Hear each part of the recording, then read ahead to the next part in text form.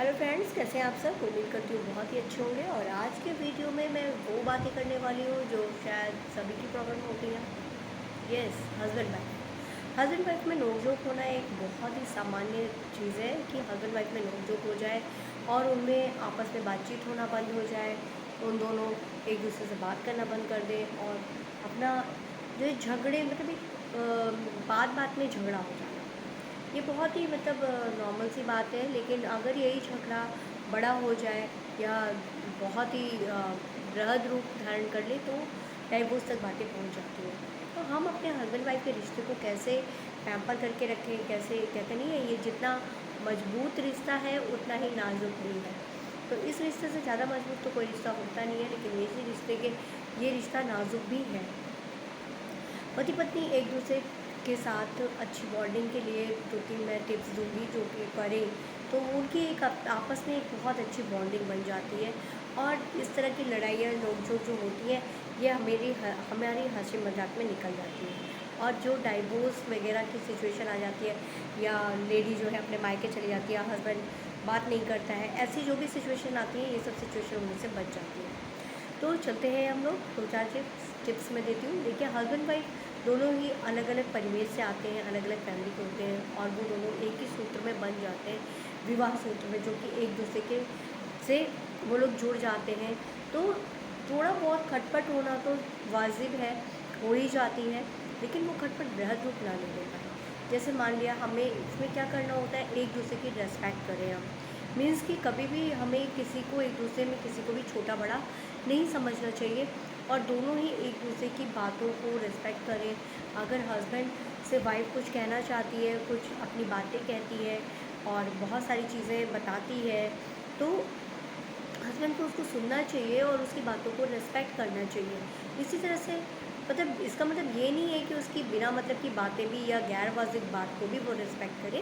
वो आपको उसको मना सकता है, बता सकता है कि यहाँ पे आप गलत हो रहे हो और ऐसी-ऐसी बातें नहीं करने से ये प्रभाव गलत आएगा, तो हमें ये चीज़ें नहीं करनी है।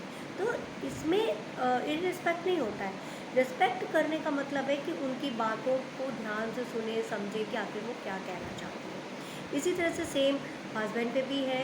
वाइफ भी हस्बैंड की बातों में, जैसे कुछ भी बात हस्बैंड ने कही, बिना पूरी सुने हुए समझे हुए रिएक्ट कर जाती है, गुस्सा आ जाता है और कुछ का कुछ कहने लगती है।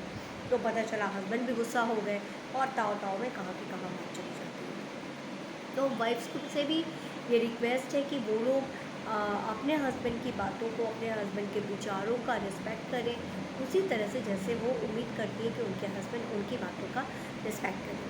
दूसरी चीज़, एक दूसरे की हॉबीज़ का ख्याल रखें। देखिए, हम लोग को जब बचपने में बहुत सारी हमारी हॉबीज़ होती हैं, पूछा जाता है व्हाट्स योर हॉबीज़, तो हम लोग बहुत सारी चीज़ें बता जाते हैं। लेकिन जब एक एज ग्रुप आता है और एक एज हो जाती है और हम एक एडल्ट हो करके और इस रिश्ते को, एक मैरिड लाइफ हम जीने लगते हैं, उस टाइम अगर हमसे कोई पूछता है कि हमारी हॉबी क्या है, तो शायद ही 99% लोग भूल चुके होते हैं कि उनकी हॉबीज़ क्या है। 1% लोगों को याद रहता है, बट 99% लोग भूल चुके होते हैं कि उनकी हॉबीज़ क्या है। तो एक दूसरे की हॉबीज़ का बहुत अच्छे से ख्याल रखें। एक एक हॉबी होना दोनों के लिए बहुत ज़रूरी है।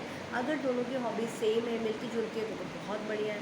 नहीं मिलती जुलती तो उसमें आपको एक दूसरे के पे टॉन्ट नहीं करना है, ये नहीं कहना है कि आपकी हॉबी ठीक नहीं है, मेरी बेस्ट है, ऐसा कुछ नहीं करना है। आपको एक दूसरे का ख्याल रखना है, आपको एक दूसरे की हॉबीज़ की भी इज़्ज़त करनी है। उसके बाद हम जो है जैसे कि अब ये हो गया, अब इसके बाद हमारी जो सबसे बड़ी प्रॉब्लम आती है वो आती है फैमिली रिलेशंस को लेकर के। हम दोनों तो मान लीजिए खुश हैं, husband wife means I mean कि हस्बैंड वाइफ तो खुश है एक दूसरे से, लेकिन प्रॉब्लम कहाँ क्रिएट होती है अगर लड़के के मायके से, इट मीन्स लड़की के ससुराल से कोई आने वाला हो, उन दोनों के अलावा वही दोनों रह रहे हैं, उन दोनों के अलावा कोई रहने वाला आ रहा हो या थोड़ी देर के लिए आ रहा हो, तो बस लड़की का मुँह फूट गया।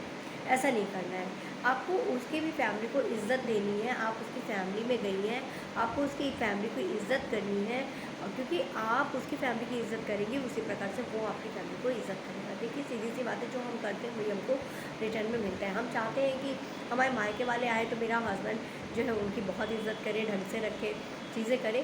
लेकिन हम जब अब उनके जब कोई आने वाले होते हैं तो हमें गुस्सा आ जाता है, हम बस बोलने लगते हैं कि वो तो आते तो वो ऐसा करते हैं, वो ऐसा करते हैं। और उसमें क्या होता है, वो अभी नहीं आए हुए हैं लेकिन उसके पहले घर में तांडव हो चुका होता है। जी हाँ, ये आप मतलब लग रहा होगा कि कैसे, लगभग लगभग ये सभी के साथ होता है कि हो ही जाता है तांडव। तो हमें इस चीज़ से बचना है, हमें एक दूसरे की रेस्पेक्ट करनी है, इस चीज़ से हमें बचना है, एक दूसरे की फैमिली को भी हमें रेस्पेक्ट करना है, राइट। एक बहुत ही महत्वपूर्ण चीज़ है जो कि हम लोग अक्सर इग्नोर कर जाते हैं। ये पुरुष प्रधान देश है, तो इसमें हम लोग, अगर हस्बैंड बीमार हुआ या हस्बैंड को कोई प्रॉब्लम हुई तो वाइफ तो उस चीज़ को करने के लिए राज़ी रहती है, वाइफ उसकी सेवा भी कर देती है। वर्किंग होता है हस्बैंड अगर, तो मतलब नॉर्मली वर्किंग होते ही हैं। हस्बैंड वर्किंग हुआ, वो आया तो उसको हमने जो है चाय दी, पानी दी, यही उम्मीद करी जाती है कि एक अच्छी गृहिणी की यही निशानी है। लेकिन सेम वैसे वर्षा सेम है कि आजकल लड़कियां भी वर्किंग है, लेडीज़ वर्किंग है, तो वो सब भी जब आती है तो अगर हस्बैंड है घर में, लेट मान लीजिए आप आज पहले वो ऑफिस से घर आ गए, तो उस दिन आप ही चाय बना के रख दीजिए, आप ही उसको थोड़ा सा ट्रीट कर दीजिए, केयर कर दीजिए। हम जब इतने इतने छोटे छोटे स्टेप्स को करते हैं तो हमें पता भी नहीं चलता हमारे जीवन में कितना बड़ा चेंज आ जाता है। आपकी वाइफ आपके लिए हमेशा करने के लिए तैयार रहती है, आप एक दो स्टेप कर दीजिए तो वो भी खुश हो जाएगी, उसको भी अच्छा लगेगा कि कोई है जो मेरा भी ख्याल रखता है। कभी कभी ये होता है कि कुछ वाइफ्स जो है, आप कहोगे कि मैम किसके बारे में कह रही है तो पता नहीं चल रहा है। कुछ वाइफ्स की हालत ये होती है कि हस्बैंड वो हाउसवाइफ है या फिर कहीं से भी है और हस्बैंड अभी ऑफिस से आए ही नहीं घर कि वो शिकायतों का पिटारा लेके बैठ गई। जी हाँ, ये बहुत ही गंदी बात है, ये बहुत ही बैड हैबिट है कि वो हस्बैंड ऑफिस से आए नहीं कि आप शिकायतों का पिटारा लेके बैठ गए। उसने ये किया, आज ये हुआ, आज वो हुआ। आपने ना ऑफिस से आने वाले से ये पूछा कि तुम कैसे हो, आज तुम्हारा ऑफिस कैसा था, तुम थके हो तो कुछ चाय पी लो, पानी पे हाथ मुँह धो लो, कुछ रिलैक्स कर लो, उसके बाद अपनी बात कहिए। तो देखिए, हम किसी भी चीज़ को कहने का तरीका होता है और किस टाइम हमें कहना है, तो हम उन सब चीज़ों, अगर थोड़ी थोड़ी छोटी छोटी सी चीज़ों का ख्याल रखते हैं तो हमारी जो ये मैरिड लाइफ है वो बहुत ही हैप्पी होती है और हम लोग एक खुशनुमा हैप्पी लाइफ जीने लगते हैं और आइडियल कपल बन जाते हैं, राइट। और एक चीज़ और है कि हम लोग जब अक्सर देखते हैं कि जब लवर्स होते हैं या बचपन होता है तो हमें गिफ्ट्स की चॉइस बहुत होती है। लेकिन हम मैरिड लाइफ में आते हैं तो हमारा साल 2 साल तो चलो ठीक है, साल भर हमने ध्यान दे दिया वाइफ को, या 6 महीने ध्यान दे दिया, गिफ्ट दे दिया, कभी कुछ कर दिया, कभी फूल ही ले आए, कभी चॉकलेट्स ले आए, दैट्स इट। ओके, तो मैं बोल रही थी कि हम लोग गिफ्ट्स के लिए, जैसे बचपना होता है तो हम लोग को गिफ्ट्स बहुत पसंद आते हैं और शादी के साल भर 6 महीने तो हम अपने हस्बैंड्स को कोई भी ओकेज़न हुआ, कुछ भी हुआ तो हम उसको गिफ्ट एक दे देते हैं। लेकिन जैसे जैसे टाइम बीतता है तो हम ये सब चीज़ें भूल जाते हैं। तो ये सब चीज़ों का भी बहुत ज़्यादा वैल्यू होता है लाइफ में। ये नहीं कहते कि आप एक्सपेंसिव गिफ्ट्स लीजिए या चीज़ें करिए, मैं ये नहीं कह रही, लेकिन आप कोई ओकेज़न है, लेट मान लीजिए उसकी बर्थडे है, उसमें तो हम करते हैं लेकिन हम भूलने लगते हैं। तो हम कभी मान लीजिए हफ्ते में, 15 दिन में हमें बहुत अच्छे लग रहे हैं, प्रिटी लग रहे हैं, कोई उन्होंने कुछ अच्छी बात करी, कोई ऐसा काम किया जो हमें बहुत पसंद आया, तो हम एक फ्लावर तो दे सकते हो उनको, राइट। तो देखना कितना बड़ा चेंज आता है। प्लस आप थैंक्स कह सकते हैं, थैंक यू कह सकते हैं, और जब अगर कोई मिस्टेक हो जाती है तो आप सॉरी भी कह सकते हैं। ओके, ये मैजिकल वर्ड्स हैं, आपको ये पता है, राइट। तो हम इनका यूज़ करके अपनी लाइफ में मैसेज ला सकते हैं। हमें ये नहीं समझ में आता कि लोग सोचते हैं कि गिफ्ट्स देने हैं तो बहुत ही एक्सपेंसिव होंगे तभी ये खुश होंगे, और बहुत ज़्यादा उम्मीद नहीं करनी चाहिए अपने हस्बैंड वाइफ की को एक दूसरे से कहते हैं ना, सामंजस्य बिठा के रखना चाहिए, राइट। कि वाइफ को ये समझ में आना चाहिए कि मेरा हस्बैंड क्या चाहता है, वो क्या करना चाहता है, वो कैसे रखना चाहते हैं मुझे, और मुझसे उनकी क्या क्या उम्मीदें हैं, वो चीज़ें वो उनकी पूरी करें। और इसी तरह से हस्बैंड को भी अपनी वाइफ के लिए पूरी चीज़ें समझनी चाहिए कि मेरी वाइफ है, दूसरे घर से आई है, वो मुझसे क्या क्या उम्मीदें लेकर के आई है, क्या कहना चाहती है मुझसे, उनको सुने, समझें, उनकी इज़्ज़त करें। इसी तरह से वाइफ भी उनकी इज़्ज़त करे।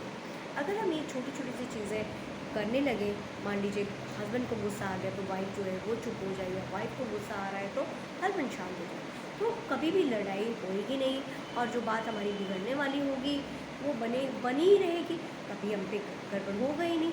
ओके, तो ये सब चीज़ें हम ध्यान रखते हुए अपनी लाइफ को जीते हैं अगर, तो हमें समझ में ही नहीं आता कि हमारी लाइफ कितनी हैप्पी मोमेंट्स हम लेने लगते हैं, और छोटे छोटे से मोमेंट्स जो होते हैं वो हमें कहाँ ले जाते हैं।